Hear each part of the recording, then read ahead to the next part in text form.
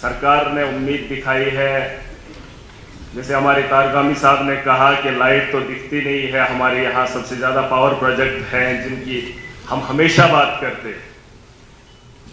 12-13 घंटे हमारी कटौती रहती है 28 चुनाव के अंदर। मैं तो नहीं जानता हूँ यहाँ क्या है, लेकिन 200 यूनिट डिजर्विंग लोगों को जो है मिलेगा। अब डिजर्विंग लोग 2011 की सेंसस में आए थे जनाब। मैं सरकार से भी उम्मीद करता हूँ, यहाँ उमर साहब भी बैठे हैं, 2011 में एक सेंसस हुई थी जिसमें लोगों को राशन कार्ड मिले थे। उसी तर्ज पे ये लोग डिजर्विंग लोगों को देखेंगे। यहाँ बीजेपी के लोग 10 साल रहे लेकिन उन्होंने सेंसस नहीं करवाया, और बहुत सारे ऐसे लोग हैं जिनके पास अभी राशन कार्ड नहीं है, उन्होंने अपने बच्चों की शादी कर ली है। अगर उसी तर्ज पे ये लोग प्रायोरिटी देंगे तो बड़ा मुश्किल है। बहुत सारे लोग जम्मू कश्मीर में छूट जाएंगे जिन्हें इससे फायदा नहीं होगा। और मैं चाहता हूं कि अगर दिल्ली के तर्ज पर हमने दिल्ली के अंदर हमारी सरकार ने सब लोगों को बिजली वहां 200 यूनिट फ्री दी है, पंजाब के अंदर दी है ना, दिल्ली के अंदर अपनी बिजली है और शायद पंजाब के अंदर है, लेकिन वहां के लोगों को अगर ये चीज दी जा सकती है तो मैं चाहता हूं डिजर्विंग के अलावा इस पर भी बात हो कि सबको, जम्मू कश्मीर के लोग हक रखते हैं, ये हक भी ना छीना जाए। यहाँ की हमारी अपनी बिजली है, इस पे काम किया जाए और सबको जो है 200 यूनिट बिजली फ्री दी जाए। मैं उम्मीद करता हूं। और सर, मैं अभी पिछले दिनों वार्ड 1 गया था, उमर साहब भी गए थे। वो जो एक हादसा पेश आया इलेक्ट्रिसिटी को लेकर, मैं बात करना चाहूंगा, जो एलजी के एड्रेस में भी आया। वहां पर मैंने देखा अपोजिशन के तो लोग नहीं है, आप तो ने तो मना किया है, लेकिन सुनील शर्मा साहब जो अपोजिशन के लीडर्स हैं, उन लोगों ने कनेक्टिविटी बिजली की वार्ड 1 में नहीं है, शायद उमर साहब ने देखा होगा, लेकिन पोल और तार लगाए हैं भाजपा ने एलजी के दौर में।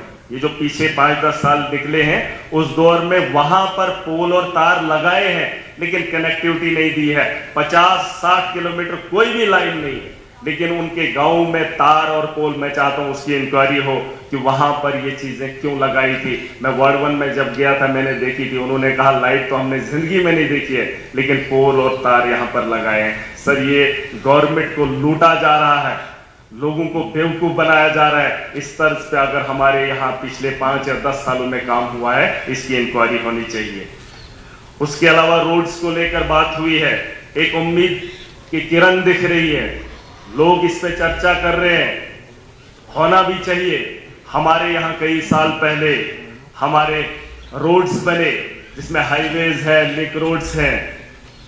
अगर आपकी नोटिस में नहीं होगा, लेकिन मैं सरकार को बताना चाहूंगा, हमारे यहाँ कई सालों से लोगों को कंपनसेशन नहीं मिला, और जब से ये भाजपा की सरकार आई, इन्होंने कहा आप जमीन दो, हम आपको सड़कें देंगे, लेकिन हमारे पास उतनी जमीन नहीं है कि हम सड़क के लिए जमीन को मुफ्त दे दें। लेकिन जो पुराने लोग थे, पुराने दौर के अंदर, शायद आपकी सरकार में भी वो चीजें होंगी, आज तक उन लोगों को मुआवजा नहीं मिला है। रोड्स की जरूरत हर जगह है, लेकिन मैं चाहता हूं कि उस रोड के कंपनसेशन के बारे में भी सोचा जाए। खाली रोड्स किस तर्ज पे आप लेंगे, किस जमीनों के बगैर, या जिन लोगों के पास जितनी जमीन है उसे उजाड़ कर आप उस गांव को अगर राहत देना चाहेंगे तो ये गलत तरीका रहेगा। मैं चाहता हूं इस पर थोड़ा सा ध्यान दिया जाए। रोड्स में सर हमारा टोल आता है, टोल आप देखेंगे 80 रुपया पहले वहां पे नाशरी में टनल पे चलाया जाता था। हाईवे तो इन्होंने बना लिया, ये माफिया। नहीं सर, मैं डिस्कस कर रहा हूँ मुद्दे की बात, देखिए आपको दिया जा रहा है, मैं बहस नहीं कर रहा, मैं मुद्दे की बात छेड़ रहा हूँ और आप उस पर ध्यान दीजिए। इन्होंने टोल्स लाया 80 से बढ़ाकर 180 नाशरी का, पिछले साल 80 था, आज 180 कर दिया। उसके अलावा अगर आप देखेंगे बटोत के वहां रोड पे, वहां पर भी टोल लिया जाता है, अड्डा जिसे कहा जाता है। वहां से जब आप आएंगे डोडा के अंदर, डोडा सिटी के अंदर, ठाठरी के अंदर, किश्तवाड़ के अंदर, जहां जहां पर भी एंट्री पॉइंट्स हैं, हर रोड पे जो है माफिया बैठा है। मैं चाहता हूं इस चीज को देखा जाए, इन लोगों को रोका जाए। अगर आप रोड्स की बात कर रहे हैं, लेकिन लोगों की राहत के बारे में भी आपको सोचना चाहिए। उसके अलावा आपने बेरोजगारी पे बात रखी है, एक उम्मीद और है नौजवानों को, जम्मू कश्मीर के नौजवानों को।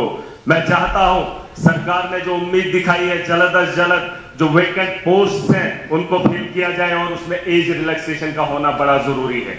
सर एज रिलैक्सेशन का बड़ा होना जरूरी है, क्योंकि 10 साल पहले जो बच्चे उसके अहल थे, लेकिन नौकरियां न निकलने की वजह से उनकी एज आगे बढ़ गई, जिसका खमियाजा उन लोगों ने भुगता। और मैं चाहता हूं कि हमारे तर्ज से हमारे जैसे नौजवान हैं उन्हें मौका दिया जाना चाहिए, उनकी एज में बढ़ोतरी होनी चाहिए, चाहे कोई भी रिक्रूटमेंट आए तो उसके लिए उन लोगों को बढ़ाया जाए। उसके अलावा डेली यूजर्स की बात आगे भी कहने हाँ, मैं ये कह रहा हूँ सारा कहोगे नहीं सर, हंगामा करेंगे 5 दिन तो आपने हंगामा हाउस के अंदर देखा। हम जम्मू कश्मीर की उम्मीद की बात कर रहे हैं, ख्वाब सुने या ना सुने हम तो बोलकर ही जाएंगे, क्योंकि जो पिछले कई सालों से हमने देखा है।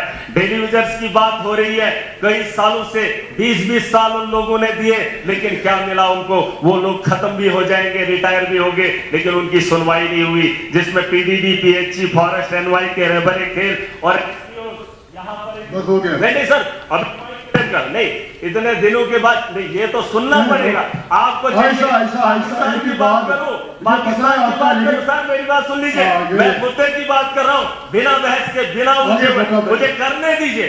और ये जम्मू कश्मीर की आवाम के साथ जुड़े हुए मसले हैं।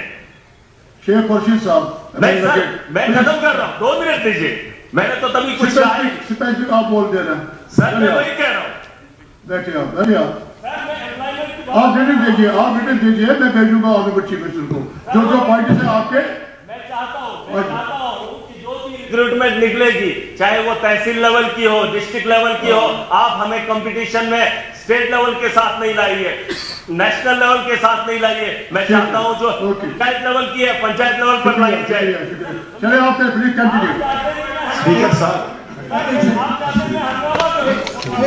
आप